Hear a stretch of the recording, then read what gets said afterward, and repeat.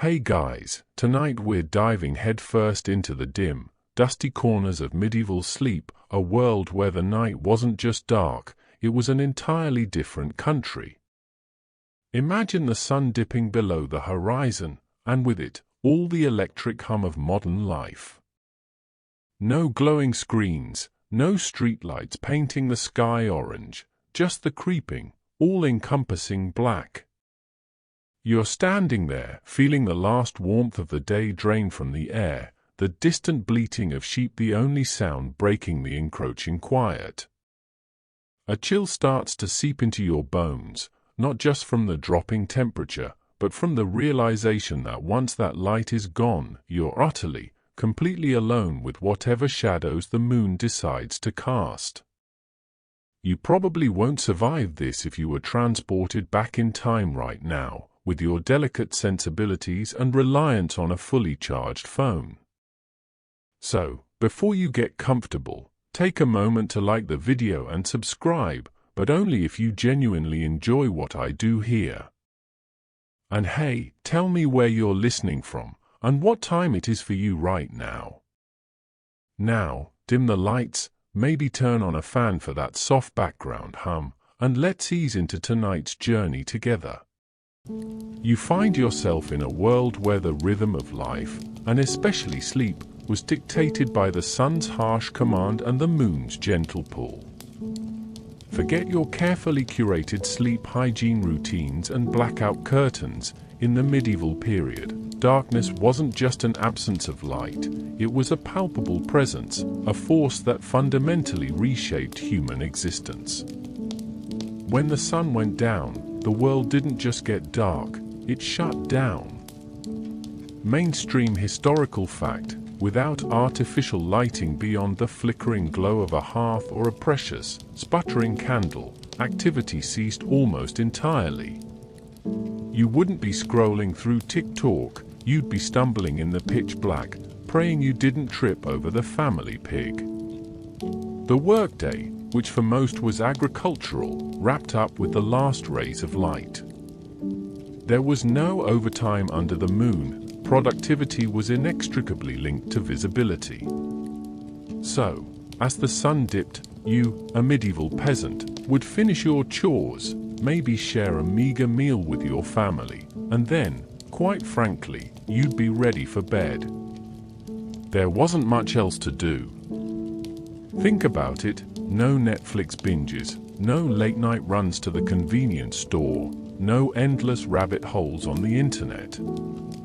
Your entertainment options were storytelling, perhaps some simple games, or staring into the embers of the fire. It's no wonder bedtime came calling so early. This isn't to say medieval people were simply early risers by choice, it was a matter of survival and practicality. The amount of light available directly correlated with the length of their active day. And when I say light, I mean actual light, not the artificial glow that trickles into our modern bedrooms from streetlights and passing cars. This profound darkness influenced everything, including their perception of time itself. Hours weren't rigid, abstract constructs of 60 minutes each, they were flexible, shifting with the seasons. A day hour in summer was longer than a day hour in winter, simply because there was more daylight to fill it. It sounds wildly inefficient to us, but it was perfectly logical then. Here's a quirky tidbit for you. Some medieval illuminated manuscripts, those incredibly detailed and beautiful books, often depict people in bed quite early in the evening, sometimes even while others are still performing tasks like cooking or weaving by firelight. It suggests a more fluid, less rigid concept of bedtime than we might imagine. It wasn't always a hard stop for everyone at the same moment, but the overarching trend was definitely towards an early retreat from the deep, enveloping night. You'd probably find yourself snuggling up to the dog for warmth, wishing you had a nice, thick comforter instead of a scratchy wool blanket. Historians still debate whether the fear of the dark was more pronounced in the medieval period than it is today. While we have our boogeymen in horror films, medieval people faced very real threats that thrived under cover of darkness: wild animals, bandits, and the ever-present chill that could easily turn deadly. The night wasn't just a time for rest, it was a time for heightened vigilance, a period when the unseen could easily become the unwelcome. You can almost feel the prickle on your neck, the subtle tension in the air as the last vestige of twilight fades. This deep connection to natural light cycles wasn't just a quaint historical detail, it was the fundamental blueprint for their sleep patterns, leading directly into what we'll explore next: the surprisingly common practice of splitting the night's rest into two distinct segments. So, you've settled into the medieval night, the darkness thick and heavy around you, and now it's time to sleep. But here's the kicker: your sleep wouldn't be the uninterrupted 8-hour block you probably crave. Instead, you'd likely experience what historians refer to as segmented sleep, a perfectly normal and common practice for centuries. Imagine tucking yourself in shortly after dusk, around 9 or 10 p.m. This would be your first sleep, a deep, restorative slumber that might last for 3 or 4 hours. You're truly out, lost to the world, letting your body recover from the day's toil. Mainstream historical fact evidence for segmented sleep comes from a variety of sources, including diaries, court records, and even literature. Chaucer's Canterbury Tales, for instance, refers to characters waking after their first sleep. It wasn't just a peasant thing either. The wealthy, the religious, and even nobility seemed to engage in this biphasic pattern. You wouldn't think twice about waking up in the middle of the night, because everyone else was doing it too. It was simply the way the world worked. After this initial slumber, you'd wake up.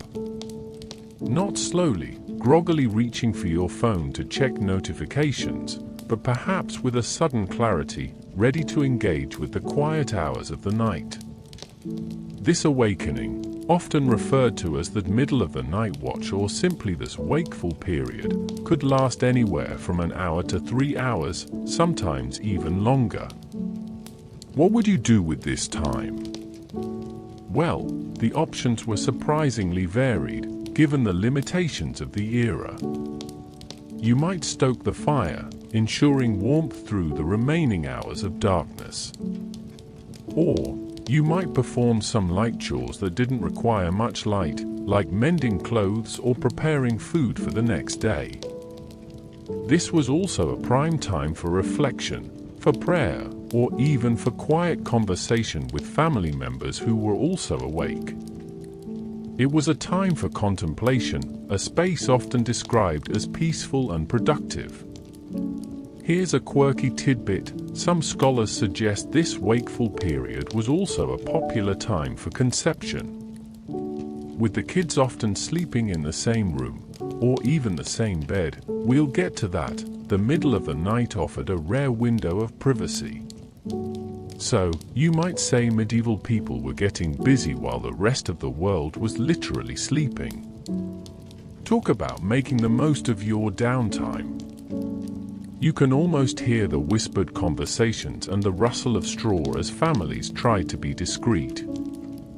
The idea that sleep should be one continuous block is a relatively modern construct, largely influenced by the Industrial Revolution and the advent of artificial lighting. As gas lamps and later electric lights extended the day into the night, the need for a mid-sleep waking period diminished.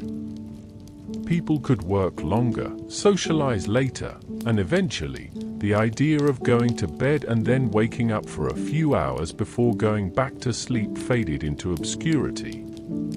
It's a fascinating example of how technology can fundamentally alter human behavior and biology over time. Historians still argue whether segmented sleep was a biological imperative or a cultural adaptation.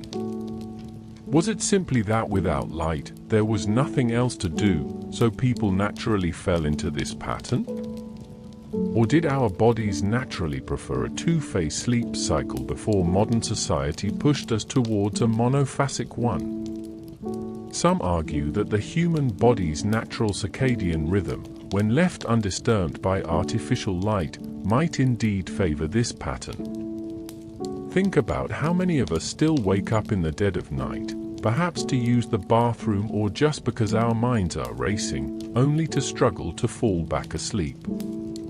Perhaps we're just experiencing a faint echo of our ancestors' natural sleep pattern.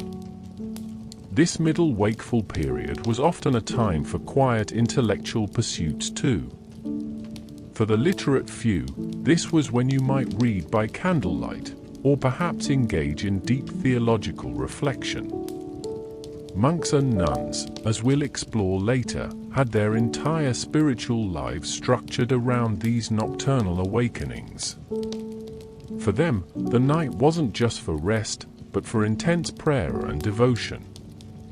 So, while you might be tempted to reach for your phone to scroll TikTok, a medieval person might be reaching for a holy book, or perhaps just staring into the darkness, listening to the creaks and groans of their simple dwelling, fully integrated into the quiet rhythm of the medieval night before drifting back into their second sleep, which would last until dawn. As you settle back into your second sleep, perhaps you feel a warm, furry weight against your legs. No, it's not your beloved pet cat or dog curled up at the foot of your bed. This is medieval times, and your bedfellows might be a good deal larger, smellier, and frankly, more practical. Mainstream historical fact, it was incredibly common for medieval people, especially peasants, to sleep in close proximity to their livestock. We're talking chickens, pigs, even cows, often sharing the same dwelling, if not the exact same sleeping space. You might be picturing a literal barn, but often, the ground floor of a peasant's house would be partitioned, with animals on one side and the family on the other, or sometimes, no partition at all. Why? The primary reason was warmth. Animal bodies generate a significant amount of heat, a precious commodity in drafty, unheated medieval homes, particularly during harsh winters. Imagine the chill seeping through the cracks in the wattle and daub walls. A cow radiating body heat was like a living, breathing furnace. You'd snuggle up, perhaps not to the animal itself, but certainly benefit from its presence just a few feet away. It wasn't about cuddling your prize-winning pig, it was about not freezing to death. This was a pragmatic choice born of necessity, not affection. You'd probably wrinkle your nose at the smell, but you'd also be grateful for the warmth. Beyond warmth, there was also an element of security. Keeping valuable animals indoors, especially at night, protected them from theft and predators. A wolf or a rogue bandit would have a much harder time making off with your livelihood if it was safely tucked away under the same roof as you. It was a simple, effective security system that didn't require locks or guards, just a sturdy door and the inherent watchfulness of people sleeping nearby. Plus, a sudden squeal from a disturbed pig would certainly alert you to any intruders, human or otherwise. It was an early warning system, a sort of medieval alarm bell on full legs. Here's a quirky tidbit. Some evidence suggests that sleeping near animals was also thought to have health benefits. The warmth was believed to ward off various ailments, and some even believed that animal breath had medicinal properties. Now, we know better about air quality and pathogens, but in an age of limited medical understanding, such beliefs offered comfort and a sense of control over one's health. You might find a family member advocating for a chicken to be kept close to someone with a cough, believing its warmth and proximity would help. you'd probably just be hoping it didn't decide to crow at 2 a.m. This practice also speaks volumes about the close relationship medieval people had with the natural world and their dependency on it. Their animals weren't just commodities, they were integral parts of the household, providing food, labor, and even warmth. The lines between human and animal living spaces were far more blurred than they are today, reflecting a subsistence lifestyle where every resource was maximized. It's a stark contrast to our modern, highly sanitized, and separated living arrangements. You might cringe at the thought, but to them, it was just life. Historians still argue whether the prevalence of animal cohabitation contributed to or merely reflected certain disease patterns in medieval populations. While the warmth was undeniable, the close quarters also meant a higher risk of zoonotic diseases, illnesses that jump from animals to humans. Yet, the benefits of warmth and security often outweighed these risks in the harsh realities of medieval life. It wasn't a matter of choice for many, it was simply the most viable option for survival. You might find yourself sharing your space with a goat, and while it might chew on your blanket, it would also be keeping you from freezing. So, as you drift back to your second sleep, imagine the gentle snores of a pig, the rustle of straw as a chicken shifts on its roost, and the earthy, musky smell of livestock filling the air. It's a far cry from the perfectly silent, climate-controlled bedrooms of today. But for medieval folk, it was the comforting soundtrack and warmth of survival, a testament to their ingenuity and resilience in a world that offered few luxuries but plenty of harsh realities. You're learning that a good night's sleep back then was often about pragmatic comfort, not plush indulgence. After you've shared your sleeping quarters with a sow and woken up for your middle-of-the-night watch, it's worth considering what exactly you were sleeping on. Forget your memory foam mattress, your Egyptian cotton sheets, or even a decent spring bed. Mainstream historical fact, medieval bedding was, by modern standards, incredibly basic and often quite uncomfortable. For the vast majority of people, your bed might be little more than a straw-filled sack laid directly on the floor, or perhaps on a simple wooden frame. You were definitely not sleeping in. Straw was the most common filling for mattresses, and for good reason. It was cheap, readily available, and offered some insulation from the cold, hard ground. But it wasn't exactly plush. Imagine trying to get comfortable on a lumpy, rustling bag of dried grass. It would flatten over time, harbor insects, and need frequent changing, which, let's be honest, probably didn't happen as often as it should have. The rustling alone would be enough to drive a modern insomniac insane. You'd be adjusting, poking, and prodding, trying to find a sweet spot that never quite materialized. Pillows were equally rudimentary. For those lucky enough to have one, it might be a small bag filled with straw, dried leaves, or even feathers if you were a bit wealthier.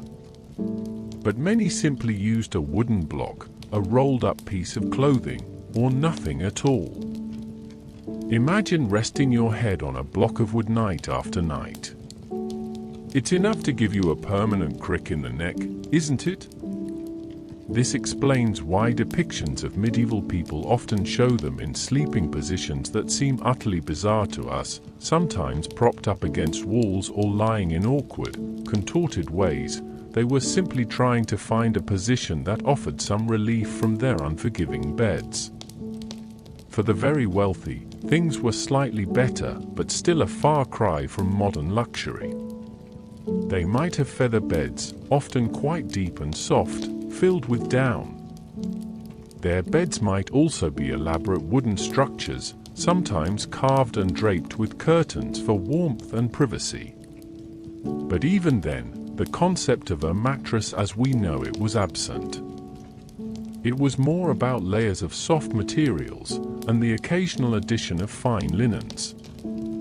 You might have seen these grand beds in movies, looking rather inviting, but the reality was still a far cry from our orthopedic wonders. Here's a quirky tidbit. Some medieval texts suggest that certain herbs, like lavender or wormwood, were mixed with straw in mattresses not just for their scent, but also to deter fleas and other pests. So, while you were probably itching anyway, at least your bed might have smelled faintly floral. It was a desperate attempt to make a bad situation slightly more tolerable, a natural repellent against the tiny horrors that shared your sleeping space. You'd be picking at bites, wishing for a modern bug spray, but at least you could enjoy a whiff of lavender. The historical debate around medieval bedding often revolves around its impact on public health. Historians still argue whether the prevalence of unhygienic bedding contributed significantly to the spread of disease, especially those carried by fleas and lice. While the lack of sanitation certainly played a major role, the constant presence of pests in bedding would have exacerbated the issue. You can almost feel the phantom crawls, the constant low-level irritation that would have been a daily reality. So, as you finally drift into your second sleep, perhaps with a wooden block under your head and straw poking through your thin blanket, you understand that comfort was a rare luxury. Sleep was less about indulgence and more about basic survival and recuperation. You adapted, just as medieval people did, making do with what was available, even if it meant waking up with a sore back and a few new insect bites. It makes you truly appreciate the springs and foam beneath you tonight. So, you've somehow managed to drift off on your straw mattress after your segmented sleep and animal companions. But what happens once you're actually asleep? In the medieval mind, sleep wasn't just a physical state of rest, it was a liminal space, a bridge between the conscious world and something far more mysterious. Mainstream historical fact, dreams held immense significance in the medieval period, often regarded as direct communications from God, saints, demons, or even as glimpses into the future. You wouldn't dismiss a strange dream as just something you ate, you'd ponder its meaning, perhaps even seek counsel. This belief in the prophetic or divine nature of dreams stemmed from both Christian teachings and older pagan traditions that had permeated the culture. The Bible is full of instances where dreams convey vital messages. Think of Joseph interpreting Pharaoh's dreams, or the Magi being warned in a dream not to return to Herod. For medieval people, this wasn't just ancient history, it was a living reality. They believed their own nocturnal visions could carry similar weight. A vivid dream wasn't just a jumble of subconscious thoughts, it was a potential omen, a warning, or a divine instruction. You'd wake up with a feeling of awe, or perhaps dread, trying to decipher the message hidden in the imagery. Dream interpretation wasn't a fringe practice, it was a recognized, if informal, field. People would recount their dreams to family, friends, or, for more significant or troubling visions, to priests or learned individuals who might offer guidance. There were even dream manuals, though less formal than our modern psychological texts, which offered common interpretations for certain symbols. A dream of a golden bird might signify good fortune, while a dream of falling teeth could be an ominous sign of impending loss. You might find yourself frantically recalling every detail, hoping to unlock its secret meaning. Here's a quirky tidbit. Some medieval medical theories linked dreams to the body's humors. An imbalance in the four humors, blood, yellow bile, black bile, and phlegm, was thought to influence the nature of one's dreams. For example, too much yellow bile might lead to fiery, angry dreams, while an excess of phlegm could result in sluggish, watery visions. So, if you were having nightmares, a medieval physician might suggest a dietary change or a purge, believing they were correcting an internal imbalance that manifested in your sleep. You'd probably be thinking, just give me some more straw to sleep on, but they'd be focused on your bodily fluids. The open scholarly debate in this area often centers on the extent to which these beliefs truly shape daily medieval life versus being more theoretical or literary constructs. Historians still argue whether the common person genuinely altered their behavior based on dream interpretations, or if it was more of a cultural framework for understanding the inexplicable.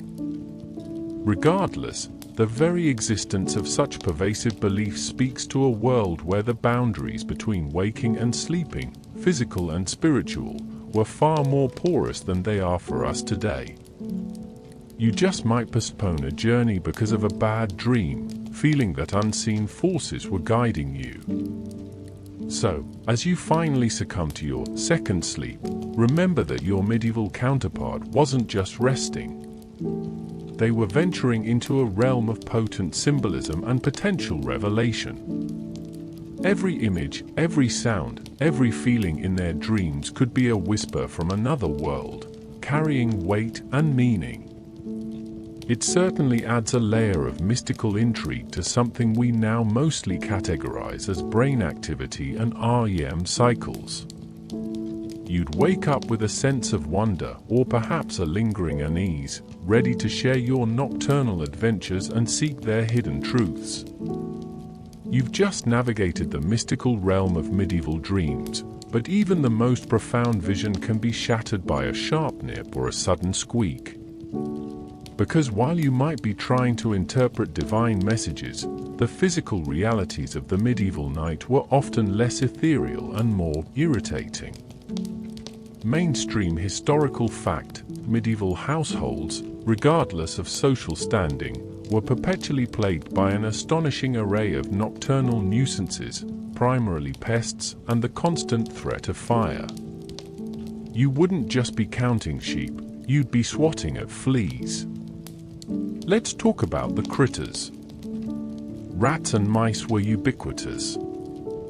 They scurried through walls, gnawed on stored food, and generally made their presence known with unsettling rustles and squeaks. Imagine trying to sleep with the constant sound of tiny feet scampering just inches from your head. Then there were the insects. Fleas, lice, and bed bugs weren't just an occasional annoyance, they were a constant, itching reality. They lived in clothing, bedding, and the very fabric of the homes, making a good night's sleep a perpetual battle against microscopic invaders.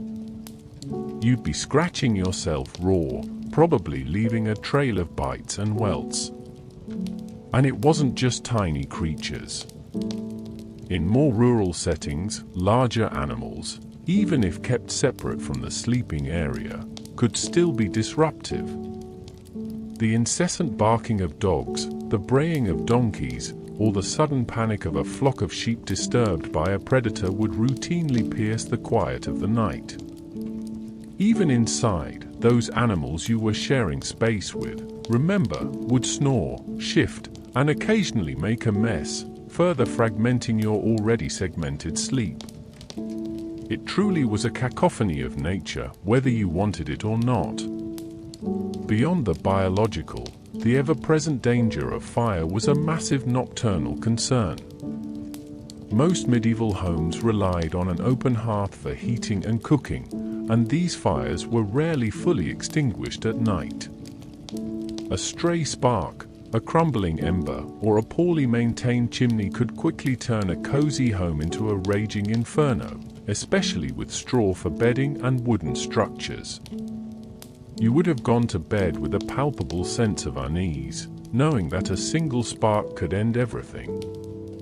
The threat was so severe that many towns had strict regulations about fire maintenance at night, and church bells might even ring to signal a fire's outbreak, rousing everyone from their beds.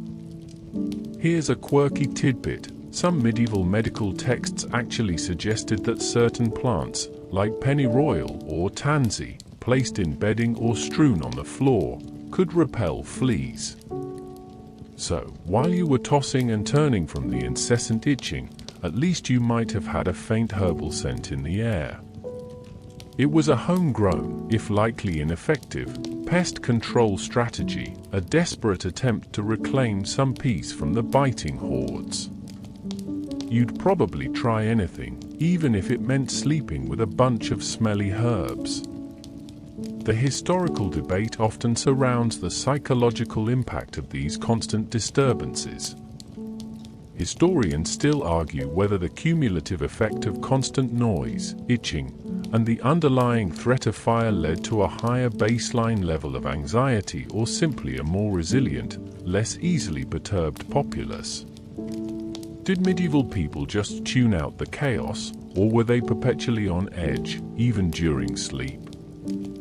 You might imagine they simply adapted, accepting these nuisances as part of life, rather than seeing them as causes for sleep deprivation. So, as you attempt to find some peace in your second sleep, remember that quiet solitude was a rare luxury. Your medieval counterpart was constantly contending with the very real, often unpleasant realities of their environment. The peace you crave tonight, free from incessant scratching and the distant wail of alarms, would have been an unimaginable luxury for most medieval people. You're truly living in a world of comfort compared to their nightly struggle against the elements and the inhabitants of their homes. Even if you managed to tune out the rats and the itching, the medieval night wasn't always a time for universal slumber. While most sought their first or second sleep, parts of society remained awake, performing vital duties that kept the community safe and functional. Mainstream historical fact: medieval towns and castles relied on dedicated night watchmen and guards to maintain order, protect against threats, and signal the passage of time. You weren't safe just because the sun went down. Someone was actively protecting your sleep. These watchmen, often equipped with lanterns, staffs, and sometimes even weapons, patrolled the streets, checking on properties, ensuring gates were secured, and looking out for fires or suspicious activity. Their presence was a vital deterrent against crime and a crucial early warning system for emergencies. Imagine the sound of their measured footsteps echoing on cobblestones, a rhythmic assurance in the otherwise silent darkness. They might call out the hour, or perhaps even a short verse, to signal their continued vigilance. It was a lonely but essential job, relying on sharp senses and constant alertness. In a world without streetlights, the watchman's lantern was a beacon, cutting through the gloom, guiding their way and casting long, dancing shadows. Their calls would be the primary way people knew the time had passed, especially in a period where personal timekeeping devices were rare and expensive. "All's well and the hour is 10" might be a common cry, reassuring the sleeping populace that order was being maintained. You'd probably find comfort in hearing their voices, knowing someone was out there, braving the elements and the dangers of the night. Castles, being centers of power and wealth, had even more rigorous night watch routines. Sentries would be posted on ramparts and in towers, peering into the inky blackness beyond the walls, ever watchful for approaching enemies. Their lives, and the lives of those they guarded, depended on their unwavering attention. The changing of the guard would be a solemn, quiet ritual, sometimes accompanied by a muffled horn call, ensuring continuous vigilance. This was a critical military necessity, not just a civic duty. Here's a quirky tidbit: some medieval records mention watchmen having dogs specifically trained to accompany them on their rounds, providing an extra set of ears and a keen sense of smell to detect intruders or dangers that a human might miss. These canine companions weren't just pets, they were valuable assets, part of the nocturnal security force, sometimes even equipped with tiny bells to warn of their approach. You can picture a grizzled watchman and his loyal hound, a silent patrol moving through the sleeping town. The scholarly debate often centers on the effectiveness of these night watches. Historians still argue whether the presence of watchmen significantly reduced crime rates or primarily served as a psychological deterrent, offering a sense of security even if their actual interception rate was low. Was it true protection, or more of a comforting ritual? Regardless, their role highlights the fundamental anxieties of medieval life, where the night presented genuine threats that required constant vigilance. You'd probably feel a bit safer knowing there was a human, and possibly canine, patrol outside, even if the threats were often exaggerated by rumor and superstition. So, while you might be snug in your bed, dreaming your medieval dreams, remember that outside, the night watchman was treading the cold, dark streets. Their rhythmic steps, their calls, and the faint glow of their lantern were the unsung soundtrack of medieval slumber, a testament to the fact that even in a world plunging into darkness, some people stood guard, ensuring the fragile peace of the community until the first light of dawn. Their sleepless nights ensured your relative peace, even if you never saw them. As the watchman's footsteps fade into the distance, a different kind of nocturnal rhythm emerges from the monasteries and convents. For monks and nuns, sleep wasn't just segmented, it was meticulously structured around a demanding schedule of prayer and devotion. Mainstream historical fact, the monastic day, including its sleep patterns, was governed by the divine office, a series of canonical hours for prayer performed throughout the day and night. You weren't just waking up in the middle of the night, you were being called to spiritual duty. Imagine yourself as a Benedictine monk. Your first sleeps might begin relatively early, perhaps around 7 or 8 p.m., lasting for a few hours. Then, in the deep quiet of the night, a bell would toll, shattering the silence. This was the call to matins, sometimes called vigils, the longest and most solemn prayer service of the divine office, often held between midnight and 3 a.m. You'd rise from your simple pallet, probably feeling the chill, and make your way to the unheated monastery church, joining your brethren in chanting psalms and offering prayers. This wasn't an optional activity, it was the core of monastic life, a commitment to perpetual prayer for the salvation of the world. After matins, there might be lauds, another early morning service, often held just before dawn. Only after these rigorous nocturnal duties would you return to your cell for a second sleep, which would carry you through until the first light of day and the next call to prayer. The entire rhythm of their lives revolved around these sacred awakenings, demonstrating a profound spiritual discipline that transcended personal comfort. You'd be perpetually tired, but spiritually fulfilled. The cells themselves were Spartan, designed for contemplation, not luxury.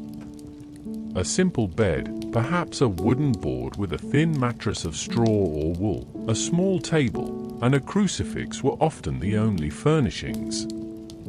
The emphasis was on simplicity and humility, avoiding any indulgence that might distract from devotion. Even during their limited sleep, monks and nuns were mindful of their vows of poverty and asceticism. Here's a quirky tidbit. Some monastic rules even prescribed specific postures for sleeping, believing that even in slumber, one should maintain a semblance of piety. While not universally enforced, it suggests a complete integration of religious observance into every aspect of life, even rest. You might find yourself trying to sleep on your back, hands clasped, a faint echo of prayer even in your dreams. It sounds exhausting, frankly. The open scholarly debate about monastic sleep often focuses on the physical and psychological toll of such a demanding schedule. Historians still argue whether this fragmented, often cold, and disciplined sleep pattern ultimately contributed to greater spiritual enlightenment or led to chronic exhaustion and health issues among the monastic population. Was the spiritual gain worth the physical strain? You might wonder how they managed to function, let alone meditate, on such little continuous rest. So, as you picture the watchmen patrolling the streets, simultaneously, the faint, haunting chants of monks and nuns would be drifting from the monastery walls. Their nocturnal vigil, a testament to unwavering faith, was a powerful counterpoint to the pragmatic concerns of the secular world. For them, the night was not just a time for rest, but an opportunity for profound communion with the divine, a sacred period when the world was quiet and the soul could speak most clearly. You're witnessing a world where purpose and discipline utterly reshaped the very act of sleeping. As the monastic chants echo through the night, another powerful belief intertwined with medieval sleep, its crucial role in healing and medicine. For medieval people, rest wasn't just a physical necessity, it was often considered a fundamental component of recovery and a pathway to well-being. Mainstream historical fact, medieval medical practitioners, influenced by ancient Greek and Roman ideas, widely believed that sleep was essential for the body to restore its balance and expel harmful substances. You wouldn't just be prescribed herbs, you'd be prescribed bed rest and lots of it. The prevailing medical theory of the time was humoral pathology, the idea that the body was composed of 4 primary fluids: blood, yellow bile, black bile, and phlegm. Health was maintained by a proper balance of these humours. When someone fell ill, it was believed that these humours were out of sync. Sleep, particularly a deep and undisturbed sleep, was thought to aid the body's natural processes in rebalancing these humours. It was seen as a time when the body could cleanse itself, process waste, and regenerate. You might be told to sleep off an illness, much like we still say today, but with a far more literal medical understanding behind it. Beyond simply resting, certain sleep-related practices were considered therapeutic. Warmth was highly valued, as it was believed to help cook or mature the humours, allowing the body to better expel them. This is part of why sleeping near animals or an open hearth was so common. It wasn't just for comfort but for perceived health benefits. Herbal remedies were often administered before sleep, intended to induce a deeper, more healing slumber. These might include concoctions made from poppy, mandrake, or lettuce, all known for their sedative properties. You might be given a foul-tasting draught just before bed, hoping it would bring a night of restorative sleep. Here's a quirky tidbit. Some medieval medical texts describe sleep chambers or dream incubations where individuals would go to specific holy sites or temples to sleep, believing that saints or divine beings would visit them in their dreams and offer cures or medical advice. It combined the spiritual with the physical, seeing dreams as a conduit for healing power. So, if you were really unwell, you might embark on a pilgrimage, hoping for a miraculous cure delivered in your sleep. It sounds like a medieval sleep clinic, albeit a very spiritual one. The open scholarly debate in this area often examines the practical effectiveness of these medieval medical practices. Historians still argue whether the emphasis on sleep and humoral balance had any genuine physiological benefit, or if it was largely a placebo effect combined with the body's natural ability to heal. While some herbal remedies did have sedative properties, the broader humoral theory is now largely discredited. However, the strong belief in sleep's restorative power undoubtedly played a role in patient recovery, if only by reducing stress and allowing the body to focus on healing. You'd probably feel better just believing you were being cured by your sleep. So, as you sink into your own comfortable bed tonight, consider that for medieval people, sleep was far more than just shutting down for the night. It was an active, vital component of their healthcare, a time when the body, with a little help from herbs and perhaps a warm cow, was believed to be fighting illness and restoring itself. It puts a whole new spin on the idea of getting your beauty sleep, doesn't it? You're recognizing that medicine back then was intertwined with belief, and rest was a core prescription. While most medieval folk were roughing it on straw with the pigs, if you belonged to the upper echelons of society, your sleep experience was a different story altogether. Mainstream historical fact, royal beds and those of the high nobility were often elaborate, luxurious affairs, designed to showcase wealth and status as much as to provide comfort. You weren't just going to sleep, you were making a statement. Imagine a towering four-poster bed, intricately carved from expensive woods, perhaps oak or walnut. This wasn't a simple frame, it was a piece of furniture art. Draped around it would be layers of heavy, rich textiles, silk, velvet, or brocade, often embroidered with gold or silver thread, adorned with family crests or heraldic symbols. These curtains weren't just for show, they provided crucial warmth and privacy in large, drafty castle chambers. They created a room within a room, a personal sanctuary in a vast, cold space. You'd pull those heavy curtains shut, sealing yourself off from the world, and feeling a little bit like royalty yourself. The mattress would be a considerable improvement over straw, often filled with feathers or down, providing a plushness unknown to the commoner. Layers of fine linen sheets, woolen blankets, and perhaps even fur throws would complete the ensemble, ensuring warmth even in the chilliest castle. Pillows would be soft and abundant, a far cry from the wooden blocks we discussed earlier. The sheer amount of materials and craftsmanship that went into these beds made them incredibly valuable, often listed prominently in wills and inventories. Beyond the bed itself, the entire bedchamber of a noble or royal figure was often a lavish display of wealth. Tapestries adorned the walls, not just for decoration but to provide insulation. Chests and coffers, often beautifully painted or carved, would hold precious belongings.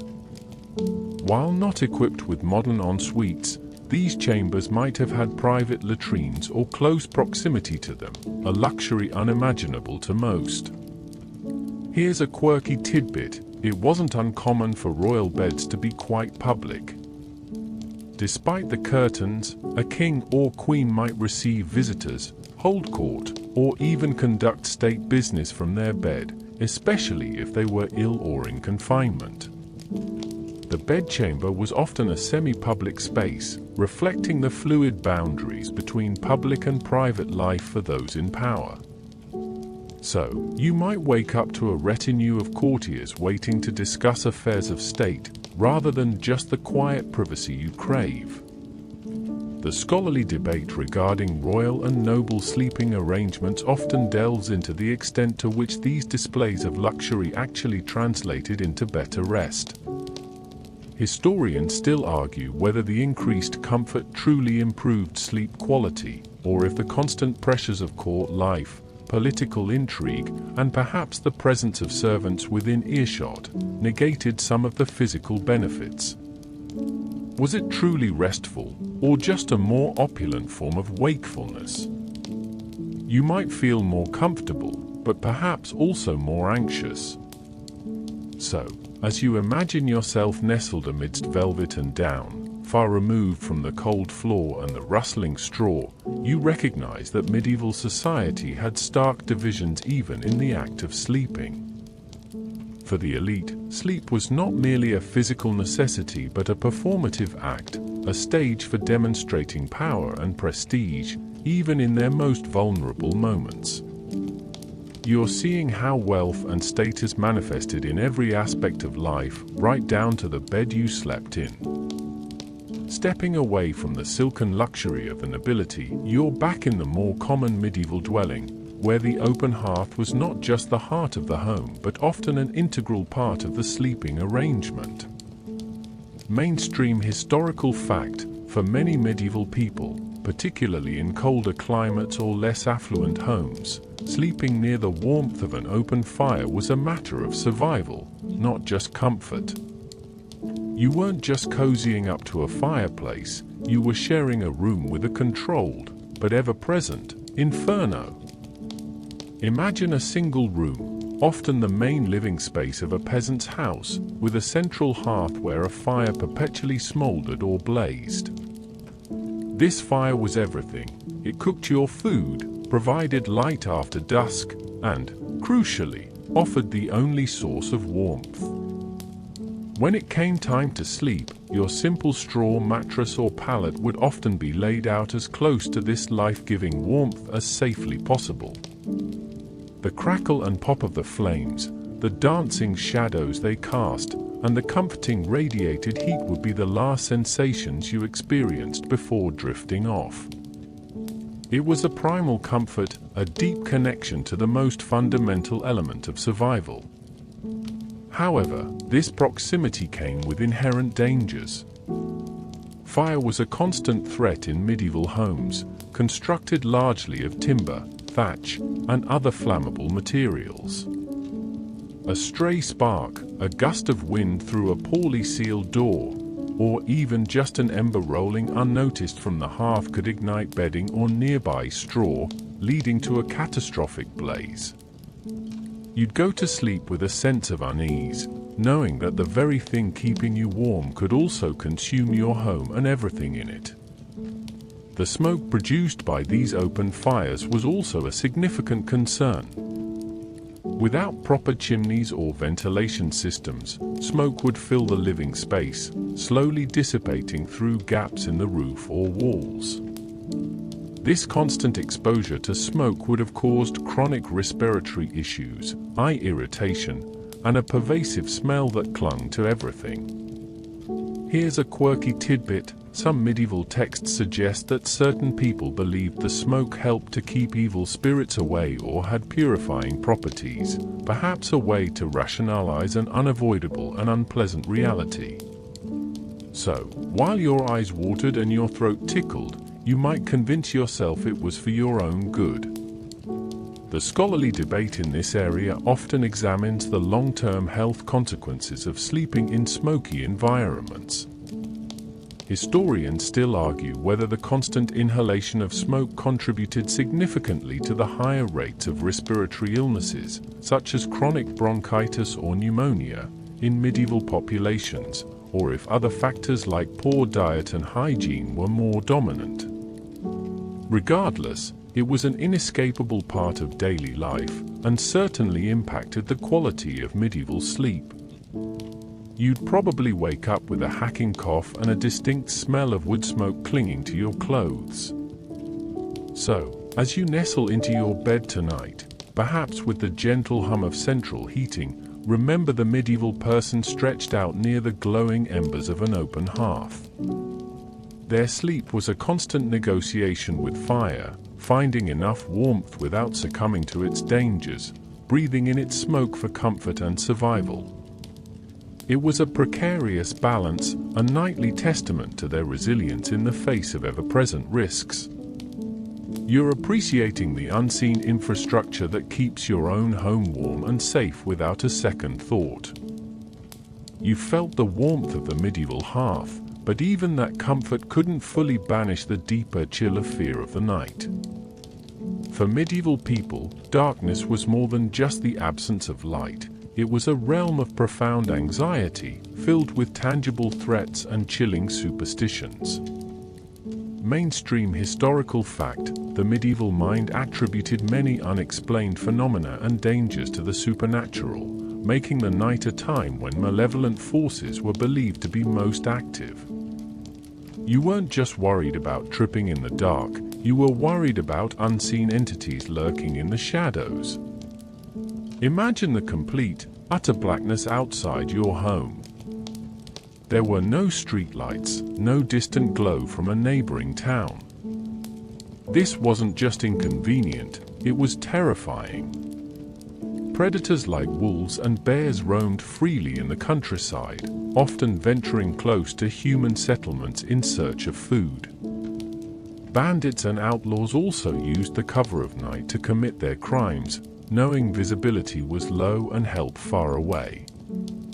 The night watchmen we discussed earlier were a necessary response to these very real physical threats. You'd probably barricade your door with whatever you could find, feeling the vulnerability of your simple dwelling. Beyond the physical dangers, the medieval imagination populated the night with a terrifying host of supernatural beings. Demons, goblins, witches, and restless spirits of the dead were believed to be most powerful after dark.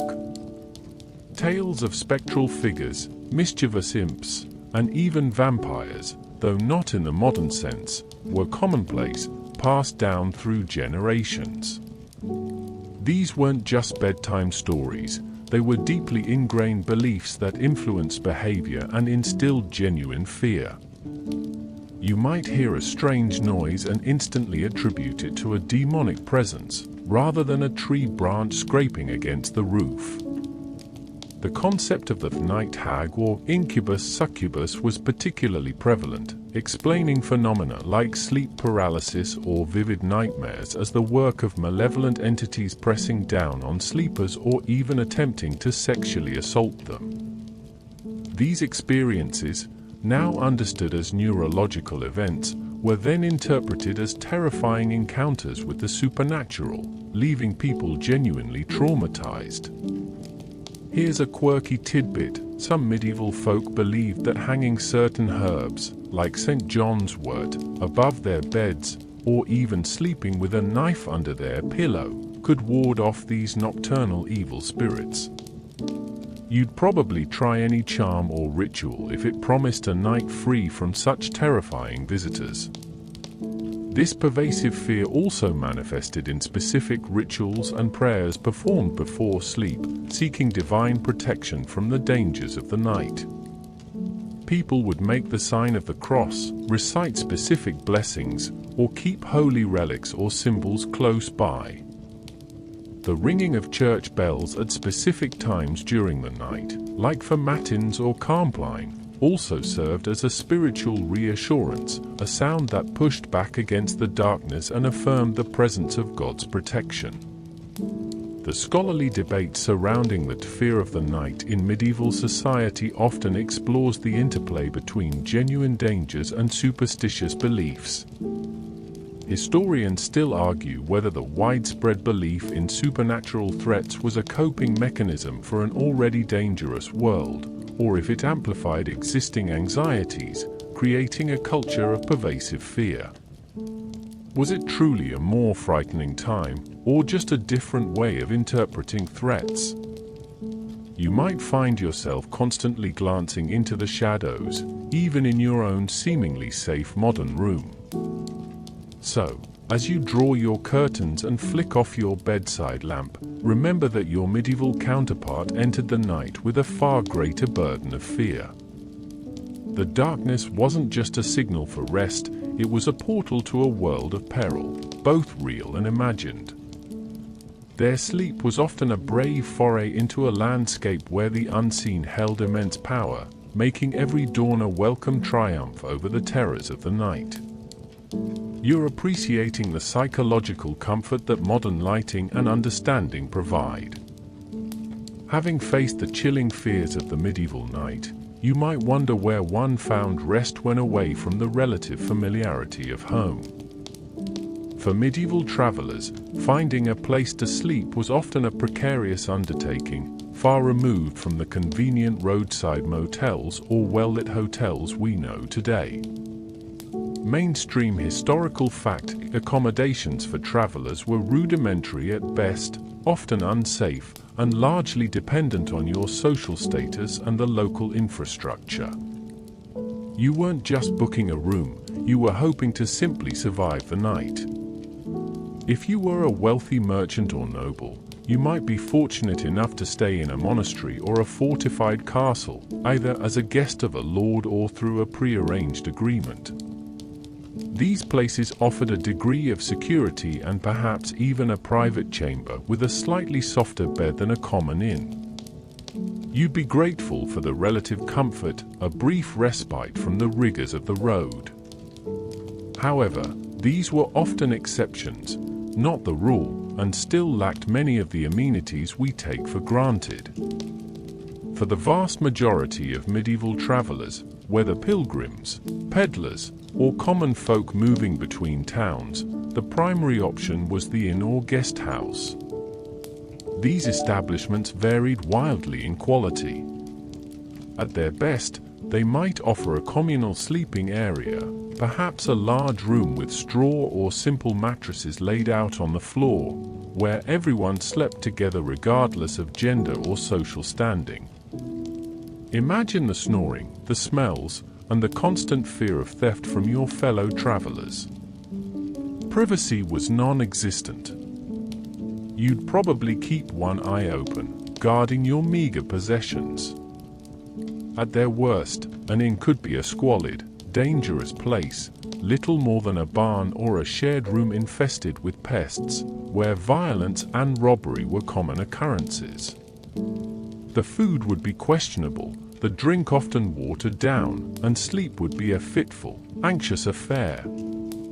You might even find yourself sleeping in the stable alongside the horses, valuing their warmth over the dubious comforts of the inn. Here's a quirky tidbit: some inns had strict rules about when the doors were locked for the night, and if you arrived too late, you might find yourself sleeping outside the walls of the town or the inn itself, exposed to the elements and all the dangers the night held. So, timeliness was literally a matter of survival, not just a matter of convenience. You'd be rushing against the twilight, desperate to reach shelter before the gates closed. Beyond formal inns, travelers often relied on the kindness of strangers or the charity of religious institutions. A remote farmhouse might offer a corner by the fire in exchange for news from afar or a small payment. Monasteries often had hospices specifically for travelers, providing a basic meal and a bed, albeit still communal and strictly regulated. This was a crucial service, especially for pilgrims undertaking long journeys. The scholarly debate often centers on the practicalities of medieval travel and its impact on the economy. Historians still argue whether the lack of reliable, widespread lodging infrastructure significantly hampered long-distance trade and communication, or if the informal networks of hospitality effectively compensated for it. Was the risk and discomfort of travel a major barrier, or just another accepted hardship of medieval life? You'd certainly think twice before embarking on a long journey, knowing the trials that awaited you at night. So, as you check into your hotel tonight, perhaps pondering the thread count of your sheets, remember the medieval traveler. Their sleep was a constant negotiation with insecurity, discomfort, and the ever-present threat of the unknown. Each night was a gamble, a test of resilience, and a profound reminder of how much our modern world has buffered us from the raw realities of travel and rest. You're realizing that a safe, predictable night's sleep on the road is a relatively new invention. From the dubious comfort of a medieval inn, let's now shift our focus to the youngest members of medieval society. Childhood sleep in the Middle Ages was a far cry from the carefully orchestrated routines and dedicated nurseries of today. Mainstream historical fact: children, from infancy well into their youth, typically slept alongside their parents and often other family members, often in communal sleeping arrangements. You weren't getting your own room, you were just another warm body in a shared sleeping space. Infants and very young children would almost universally sleep in the same bed as their parents, a practice known as co-sleeping. This wasn't just a matter of convenience, it was a practical necessity. It provided essential warmth to the vulnerable infant, especially in unheated homes, and made nighttime feeding and comforting far easier for the mother. Imagine the close physical bond, but also the constant interruptions and shared space. You'd be acutely aware of every rustle and cry from your tiny bedfellow. As children grew, they generally continued to sleep in communal settings. Siblings might share beds, or multiple children might sleep on the same large pallet or mattress. In smaller homes, this communal sleep could extend to the entire family, parents, children, and sometimes even servants or other relatives, all sharing a single room, or even a single large bed. Privacy, as we understand it, was simply not a concept. Every snore, every cough, every restless shift was a shared experience. This communal sleeping environment also meant children were exposed to the full range of adult activities and sounds that occurred during the middle of the night watch. They would witness their parents' conversations, domestic tasks, and perhaps even intimate moments, all within earshot. This would have contributed to a very different understanding of boundaries and personal space than what modern children experience. You'd grow up with a far more open and less private sense of family life. Here's a quirky tidbit: despite the prevalence of co-sleeping, there was a recognized concern about overlaying, the accidental smothering of an infant by an adult during sleep. While some medieval sources attribute this to witchcraft or demonic influence, others, particularly later ones, acknowledged it as a tragic accident, highlighting the dangers inherent in these close sleeping arrangements.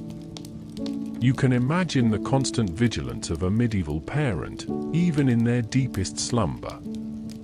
The scholarly debate surrounding medieval childhood sleep often touches upon the nature of parent-child bonding and childhood development.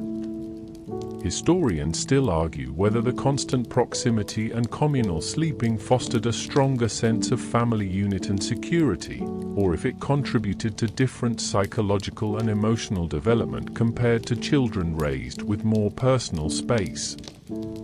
Did this shared existence create a more resilient individual, or simply one accustomed to a lack of privacy? You might wonder if their sense of self was more intertwined with the collective. So, as you picture your children tucked safely into their own beds, or perhaps remember snuggling your own little ones tonight, reflect on the medieval child. Their sleep was a constant, shared experience, woven into the fabric of daily life and communal living. There were no separate realms for adults and children. Once the sun went down, everyone simply huddled together, finding warmth and a semblance of security in numbers against the vast, dark medieval night. You're seeing how fundamental aspects of childhood were shaped by sheer practicality and survival. You've traversed the communal sleeping arrangements of medieval children, felt the constant fear of the night, and experienced the segmented slumber of adults. Now, let's bring our journey to a close by understanding how this era of first and second sleeps gradually faded, transitioning to the single, continuous night's rest we cherish today. Mainstream historical fact: the widespread adoption of artificial lighting, particularly after the Industrial Revolution, played the most significant role in reshaping human sleep patterns from a segmented to a monophasic schedule. You weren't just getting brighter lamps, you were fundamentally altering your relationship with the night. Think about it: for centuries, as we've discussed, human activity was largely constrained by the rising and setting of the sun. When darkness fell, there was simply less to do. the early bedtime, the waking period in the middle of the night, and that second sleep were logical adaptations to a world without widespread illumination. But then came the slow creep of technological advancement. First, slightly better candles became more affordable, then oil lamps, and most significantly, the advent of gas lighting in urban centers in the late 18th and early 19th centuries, followed by electric lighting in the late 19th and early 20th centuries. This wasn't an overnight change, but a gradual revolution. As streets and public spaces became lit, it became safer and more appealing to be out after dark. Shops could stay open later, entertainment venues thrived, and social life extended well into what was once the realm of deep sleep. People began to associate the evening with leisure and activity, rather than an immediate retreat to bed. The phrase, burning the midnight oil, became less about desperate necessity and more about choice. You could read, work, or socialize long after the natural light had vanished. As external light sources became more prevalent, they began to influence internal clocks. The body's natural circadian rhythm, which had been finely tuned to natural light cycles for millennia, started to shift. If you could stay up later and still accomplish tasks or enjoy yourself, why go to bed only to wake up a few hours later? The need for that midnight watch-or period of activity diminished, as tasks could be completed in the extended waking hours. It was a slow, subtle shift, almost imperceptible over individual lifetimes, but profound over generations. Here's a quirky tidbit. During the transition period, some doctors and moralists actually warned against the dangers of this new, continuous sleep, arguing that it was unnatural or unhealthy. They suggested that humans needed that segmented period of wakefulness for reflection and spiritual well-being, echoing the old monastic practices. It's a classic example of how deeply ingrained behaviors can be viewed with suspicion when new technologies disrupt them. You might have seen pamphlets warning you about the perils of modern sleep. The scholarly debate in this area is particularly vibrant. Historians still argue whether the shift from segmented to monophasic sleep was primarily a cultural adaptation driven by technological advancements and changing social norms, or if it also involved a subtle biological adaptation to new patterns of light exposure and activity. Was it simply that we could sleep continuously, so we did, or did our bodies eventually adjust to prefer it? Regardless, the impact of artificial light on our sleep patterns is undeniable, permanently altering a fundamental human experience. You're seeing a powerful feedback loop between technology and biology. So, as the last remnants of medieval night fade, and the glow of artificial light begins to extend the day, you understand that your uninterrupted 8-hour sleep isn't a timeless human experience. It's a relatively recent invention, born from the very technology that now illuminates your world. The subtle hum of modern life, the soft glow of your devices, and the consistent temperature of your room are all legacies of this profound shift.